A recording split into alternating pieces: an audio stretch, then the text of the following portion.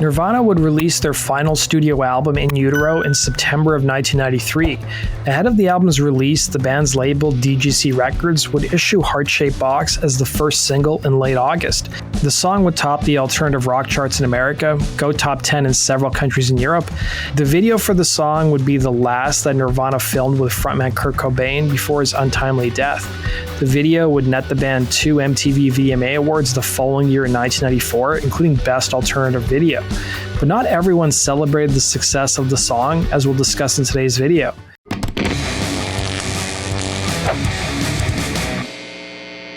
The song Heart-Shaped Box dated back to 1992. It was a song that Cobain struggled to finish. In fact, his wife at the time, Courtney Love, wanted to use the track for her band Hole, telling Rolling Stone, "We had this huge closet, and I heard him working up there on Heart-Shaped Box. He did that in 5 minutes." She would recall knocking on the door asking Kurt, "What, do you need that riff?" And he would respond, "F you," and would slam the door in Love's face. Cobain initially relied on his Nirvana bandmates to help finish the song, recalling, "I was trying to wait for bassist Chris Novoselic and drummer Dave Grohl to come up with something, but it just turned into noise all the time." Cobain took one more stab at the song and was able to finally come up with a vocal melody and finish the track. Kurt would reportedly write the song after watching a documentary about children with cancer, telling biographer Michael Azerrad, "Anytime I think about it, it makes me sadder than anything I can think of."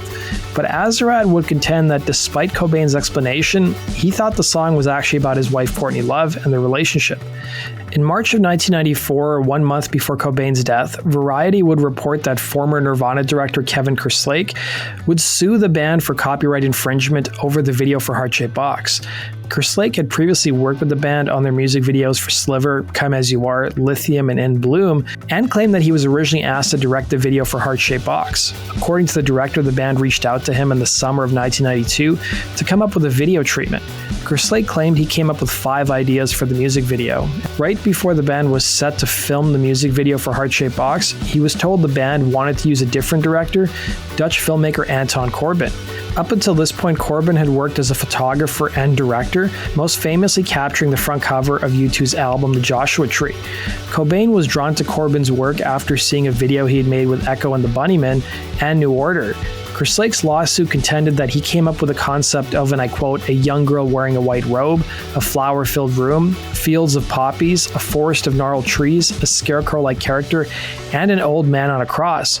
Kerslake would tell Louder Sound that some elements of the Heart-Shaped Box video dated back to his shoot he did for In Bloom, revealing the original concept that we were going to shoot for In Bloom had to do with a girl who grew up in a KKK family, and it was a lot more overt in terms of the social message in the song. But sadly, due to time constraints, we couldn't afford to do such a lavish video, so we decided on this concept after discussing the Beatles' level of fame that the band was going through at the time.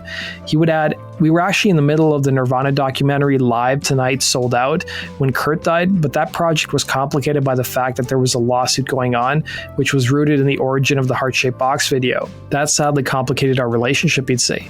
The lawsuit with the director would eventually be settled out of court. Heart-Shaped Box's music video would center around the theme of disease and how it slowly destroys the human body. The video would employ a colorization treatment very similar to Technicolor that was frequently used by Hollywood. Corbijn would shoot the original video in color before it was transferred to black and white, and then his team would send the footage to Mexico, where each frame of the video would be hand-painted. Corbijn would claim that by the time he was brought on to work on the video, Cobain had some pretty detailed and elaborate ideas drawn up, some of which were reoccurring themes in Nirvana's music, including body image and fetuses. Corbijn would tell Spin Magazine, "I tend to look at a good idea for what it is, regardless of its source, so when Kurt presented his very precisely thought out ideas, there was no way to ignore that quality and not to use them. It is extremely rare to encounter musicians with such well-expressed and original ideas for their own work. It certainly was not frustrating, and accordingly, I always attribute most of the ideas to Kurt."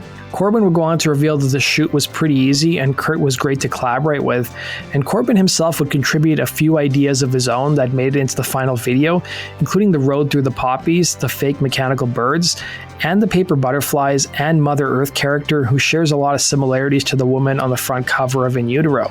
Cobain was supposed to work with Nirvana on their follow-up video to Heart-Shaped Box, revealing to The New Yorker. Kurt asked me again for the next video, Penny Royal Tea, but I felt I couldn't top the Heart-Shaped Box video and turned it down. He then said without me he would never make another video, and unfortunately he never did.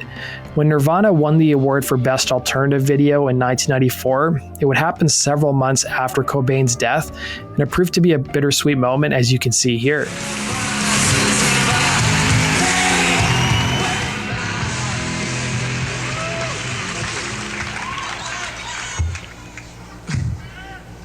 Well, I'm not the most vocal person in the world, but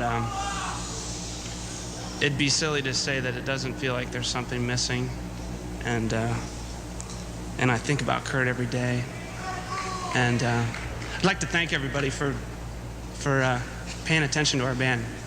Thanks. In 2016, the girl who appeared in the video wearing the white robe, Kelsey Rohr, would post a video of herself with former Nirvana drummer Dave Grohl with a caption that read, "Today, Dave Grohl and I picked up right where we left off 23 years ago on the set of Nirvana's last music video, Heart-Shaped Box. Today reminded me that I peaked at 6 years old, but I was the most badass kid on the playground. Today was the absolute coolest," or in Dave's words, "Seeing each other today was a historic moment. What a legend," she'd say. Rohr wouldn't appear to have a career in show business after that appearance, as that would be her sole credit according to IMDb. That does it for today's video, guys. Thanks for watching. Be sure to like button and subscribe. We'll see you again on Rock and Roll Stories. Take care.